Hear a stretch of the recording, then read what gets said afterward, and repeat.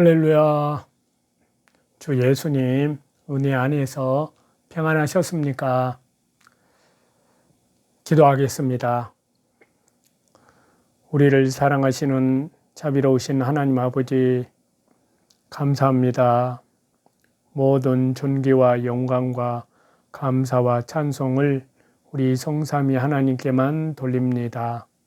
주 예수님의 십자가의 피로 우리의 죄를 영원히 씻어주시고, 주 예수님의 십자가의 피로 죄와 허물로 죽었던 영혼들을 살려주시고, 말씀과 성령으로 거듭나게 하셔서 하늘의 산 소망을 우리에게 영원하고 영광스러운 나라를 기업으로 허락하신 주님, 또한 다시 오시는 주님의 영광 앞에 그리스도의 순결한 깨어있는 정결한 신부들로 더욱 날마다 믿음으로 단장되어 갈 수 있도록 은혜 내려 주옵소서.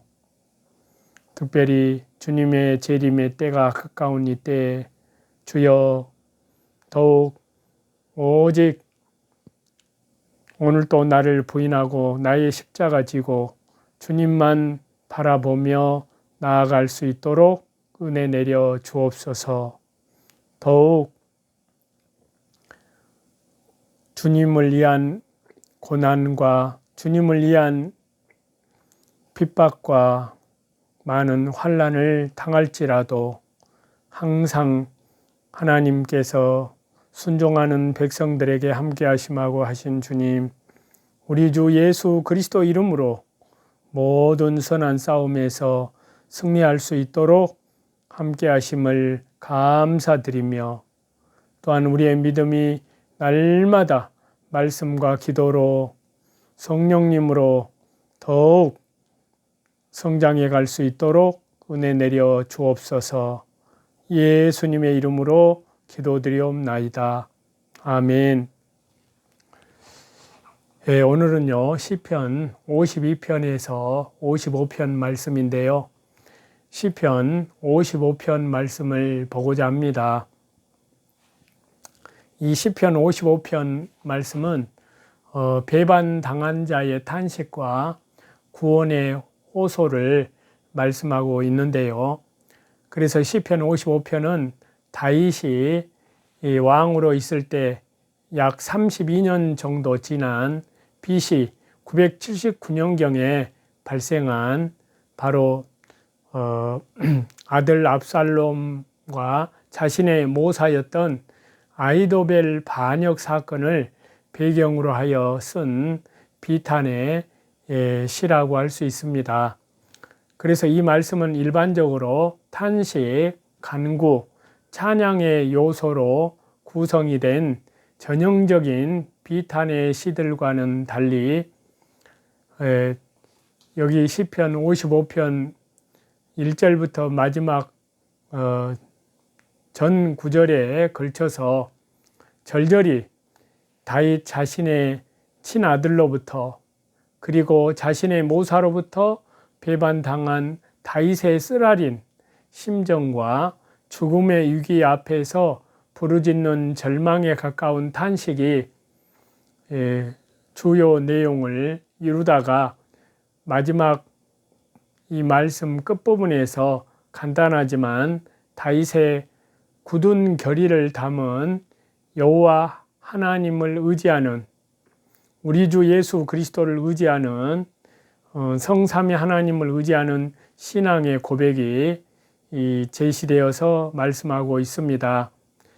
이러한 말씀은 세 단락으로 구분할 수가 있는데요. 전반부 1절부터 11절까지는 악인의 압제를 당하는 다윗이 자신의 곤핍한 처지에 대해서 하나님께 호소하는 그러한 말씀이고요. 그 다음에 중반부 12절에서 15절은 다윗 자신을 더욱 비참하게 만든 믿었던 자들로부터 배신에 대한 처절한 심정을 호소하면서 그들에 대하여 저주를 바라는 부분입니다. 그리고 마지막 후반부 16절에서 23절은 하나님의 구원과 변치 않는 공의에 대한 절대적인 확신과 의뢰를 표하고 있는 말씀입니다. 여기 시편 55편에서 다윗은 6절과 7절에 이렇게 말을 하고 있습니다. 내가 비둘기같이 날개가 있으면 멀리 날아가서 광야에 거하리로다 라고 절규에 가까운 탄식을 하고 있습니다. 광야는 인적이 없는 애롭고 고독한 곳이고 또 전갈과 독사, 굶주린 맹수의 위협이 상존하는 곳이고 낮의 더위와 밤의 추위가 사람을 항상 괴롭히는 곳입니다. 그런데도 어째서 다윗은 비둘기같이 나라 광야로 가서 그곳에 거하기를 소망을 했느냐 하는 겁니다. 그것은 바로 사람들이 모여 사는 성읍 가운데에서 부귀영화와 안일과 만족을 좇아 의로운 자를 헐뜯고 억압하며 죽이는 강포에 온갖 제약이 난무하고 있었기 때문입니다. 더군다나 다윗 자신의 가장 가깝게 지내던 친구들마저도 불의한 자들 편에 서는 그런 상황에서 다윗이 느끼는 절망과 배신감은 실로 컸을 것입니다. 그러나 이러한 다윗의 탄식은 단지 절망감에서 자포자기하는 부르짖음이 아니었습니다. 오히려 그것은 다윗 자신이 날개가 없으면 도무지 벗어날 수 없는 절대 한계 상황에 처할지라도 여호와 하나님만, 우리 주 예수 그리스도만, 성삼위 하나님만 능히 자신을 구원해 줄 수 있다는 신앙을 그러한 믿음의 또 다른 그런 표현의 말씀이었습니다. 온수들이 대적하고 가까운 동료나 친구들이 배반하여 떠나갈지라도 하나님을 의뢰하는 자를 결코 애면치 않으시고 신실하게 하나님께서는 보호와 구원을 베푸시는 성삼위 하나님을 자신의 하나님으로 모신 자는 실로 복된 자라고 말씀을 하고 있습니다. 참으로 그렇습니다.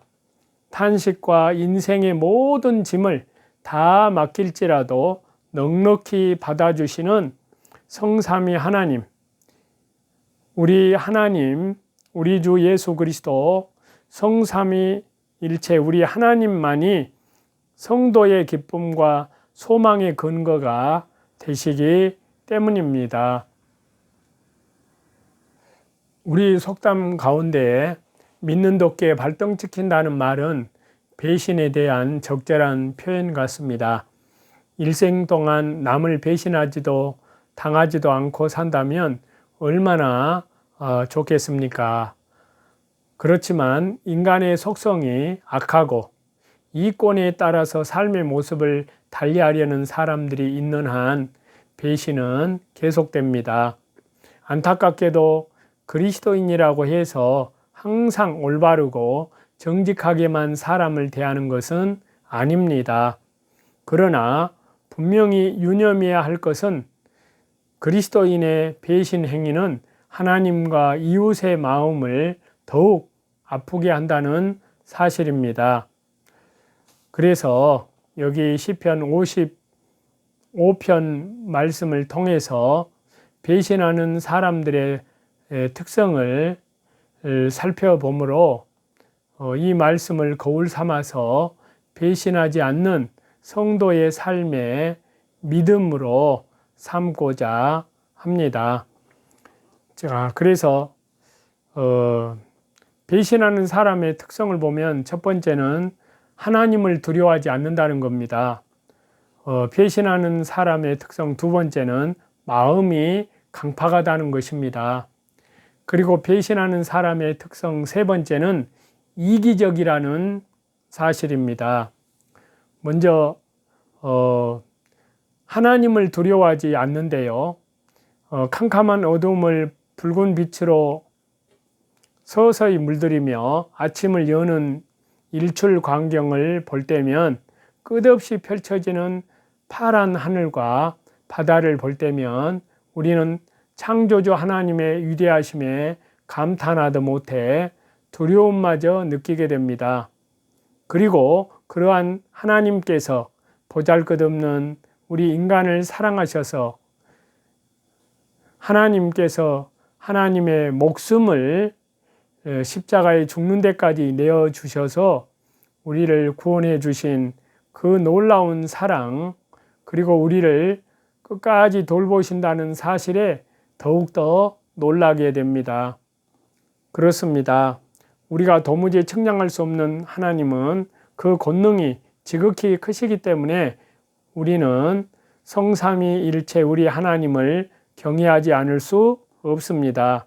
그런데 여기 시편 55편에서 말씀하고 있는 다윗을 배신한 압살롬과 아히도벨은 하나님을 경외하지 않는 자들이었습니다. 그들은 다윗과 함께 하나님의 집안에서 다녔지만 하나님을 두려워하지 않았기 때문에 인간적인 욕심에 눈이 어두워서 다윗을 배신했고, 그것은 결국 하나님을 배신한 무서운 죄를 범한 결과를 가져왔습니다. 그리하여 그들은 결국 하나님의 징벌을 받아 멸망할 수밖에 없었습니다. 그렇기 때문에 저와 여러분, 우리는 하나님을 두려워하는 마음으로 우리의 행동 하나하나를 감찰하고 계시는 하나님의 시선을 의식하면서 악한 배신의 삶을 살지 않는 성도들이 되어야 될 줄로 믿습니다. 또 배신하는 사람의 특성 두 번째는 마음이 강팍하다고 했습니다. 또한 배신하는 사람은 강팍한 마음, 이러한 마음을 소유한 사람은 하나님의 말씀을 청종치 아니하고 자기 고집대로 행합니다.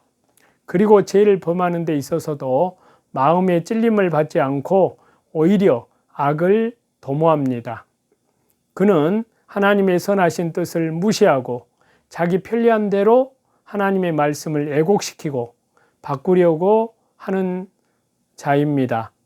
그렇기 때문에 어떠한 경우라도 남을 배신하는 행위를 금하시는 하나님의 말씀에도 불구하고 서슴지 않고 하나님과 이웃을 배신을 하는 것입니다. 그러나 그러한 자의 결국은 멸망일 뿐입니다. 노아의 경고에 귀를 기울이지 않았던 사람들이 어찌 되었습니까? 주님의 권고를 무시한 사람들은 또 어찌 되었던가요? 그렇기 때문에 저와 여러분, 강팍한 마음을 돌이켜서 겸손한 마음, 순종하는 마음으로 주님 말씀에 귀를 기울이시기를 간절히 기도합니다. 배신하는 사람의 특성 세 번째는 이기적이라고 말씀을 드렸는데요. 개인주의의 양상이 점점 심해져가는 지금 시대에는 인심이 후했던 옛날을 그리워하는 이들이 많습니다. 자기가 좀 덜 먹고 좀 불편하더라도 이웃을 생각하던 마음이 이제는 넉넉해도 내 것만을 챙기는 마음으로 변해버렸습니다. 이렇게 내 것만을 아는 이기심이 이웃을 돌아보지 않게 하고 나의 유익을 위해서는 이웃의 아픔도 예민하게 만들어가서 결국은 이웃도 쉽게 배신하게 합니다. 그러나 우리는 기억합니다. 남을 생각하지 않는 이기적인 사람은 배신당하는 자의 고통을 생각지 아니하고 의기양양해 하지만 그 고통이 결국 자신에게 화살이 되어서 돌아온다는 것입니다. 그렇기 때문에 우리는 나의 유익보다는 많은 사람들의 기쁨을 생각할 줄 아는 그러한 성도들이 되어야 될 줄로 믿습니다. 다른 이들의 일을 내 일처럼 돌아보는 성도들이 되기를 기도합니다. 하나님께서 사랑하시는 저와 여러분은 배신당할 것이 두려워 이웃을 의심하고 경계하기보다는 먼저 이웃에게 그리스도인의 믿음과 신실함을 보여주어야 합니다. 하나님을 두려워하는 마음으로 다른 사람들을 대하며 마음을 부드럽게 하여 주님의 말씀을 따르고 나보다 남을 먼저 생각하는 자세로 행동하고 배신함이 없이 오직 서로 덕을 세우는데 소용되는 삶을 사는, 그리하여 이러한 신실한 그리스도인들의 믿음을 통해서 날로 하나님 나라가 확장되어지기를 우리 주 예수 그리스도 이름으로 간절히 축원합니다. 기도하겠습니다. 자비로우신 하나님 아버지, 감사합니다. 하나님께서 작정하신 인류의 역사에 우리 주 예수 그리스도의 재림 종말의 때를 당하여 이 놀라운 생명과 소망을 주신 하나님을 영원토록 찬송하며 경배드리옵나이다. 우리의 모든 삶이 오직 하나님을 더 경외하게 도와주시고 열심을 품고 주님을 섬기며 말씀과 기도로 또한 항상 모든 일을 사랑으로 행할 수 있도록 성령으로 살면 성령으로 행한다고 하셨사온즉 주님 재림의 때에 더욱 깨어 근신하며 또한 이 세상 모든 죄악으로부터 거짓으로부터 예수님의 십자가의 피로 깨끗하게 구별시켜 주시고 날마다 구원받는 역사 일어나게 하시고 다시 오시는 주님의 영광 앞에 신실한 그리스도의 순결한 신부들로 다 설 수 있도록 은혜 내려 주옵소서. 감사드리오며 우리 주 예수 그리스도 이름으로 감사하며 기도드리옵나이다. 아멘. 저와 여러분의 영혼을 우리 주 예수 그리스도 이름으로 사랑하고 축복합니다. 감사합니다.